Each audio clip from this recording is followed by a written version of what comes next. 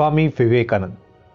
स्वामी विवेकानंद पूरे विश्व के एकमात्र ऐसे महान विद्वान थे जिन्होंने अपने दम पर पूरे विश्व को अपने ज्ञान से एक सही मार्गदर्शन कराया। वही स्वामी विवेकानंद जो कि भारतीय संस्कृति के सबसे महान विद्वानों में से एक है, जिनके चरित्र और ज्ञान ने पूरे विश्व को जिंदगी का एक सही मार्गदर्शन कराया। स्वामी जी का संपूर्ण जीवन पूरे विश्व के लिए एक सीख का माध्यम है। तो आइए स्वामी जी के जीवन से जुड़ी एक कहानी के बारे में जानते हैं कि ये बात है उस समय की जब स्वामी विवेकानंद जी अपने आश्रम में विश्राम कर रहे थे। तभी अचानक से एक व्यक्ति आया और स्वामी जी के चरणों में गिर पड़ा और बोला, महाराज, मैं अपने जीवन में खूब मेहनत करता हूँ, हर काम को पूरे दिल से करता हूँ, फिर भी सफल नहीं बन पाया।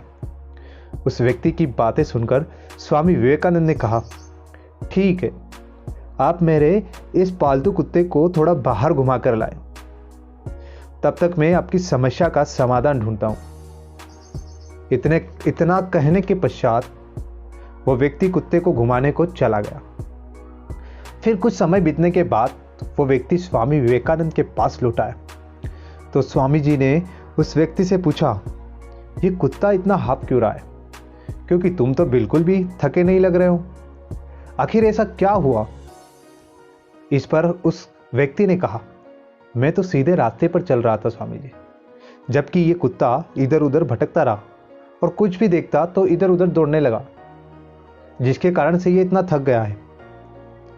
इस पर स्वामी जी ने बड़े ही मुस्कुराते हुए जवाब दिया और बोले, बस यही तुम्हारे प्रश्नों के जवाब। तुम्हारी सफलता की मंजिल तो तुम्हारे सामने ही होती है, लेकिन तुम अपनी मंजिल की बजाय इधर उधर भागते रहते हो, जिससे तुम अपने जीवन में कभी सफल नहीं हो पाए। ये बात उस व्यक्ति को समझ में आ गई कि यदि सफल होना है तो हमें अपनी मंजिल पर ध्यान केंद्रित करना होगा। और दोस्तों, स्वामी विवेकानंद के जीवन से जुड़ी इस कहानी से हमें ये शिक्षा मिलती है कि हमें जो करना और जो कुछ भी हम बनना चाहते हैं, हम उस पर अपना ध्यान नहीं देते हैं और दूसरों को देखकर वैसा ही हम भी करने लगते हैं, जिसके कारण हम अपनी मंजिल के पास होते हुए भी दूर भटक जाते हैं।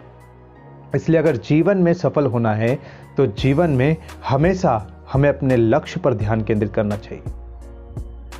दोस्तों, अगर वीडियो अच्छी लगी हो तो कमेंट्स एंड लाइक जरूर करिएगा और साथ ही चैनल को सब्सक्राइब करिएगा ताकि आपको आने वाली सारी वीडियोस आपको मिलती रहे और आपका प्यार मुझे भी मिलता रहे। Thank you so much.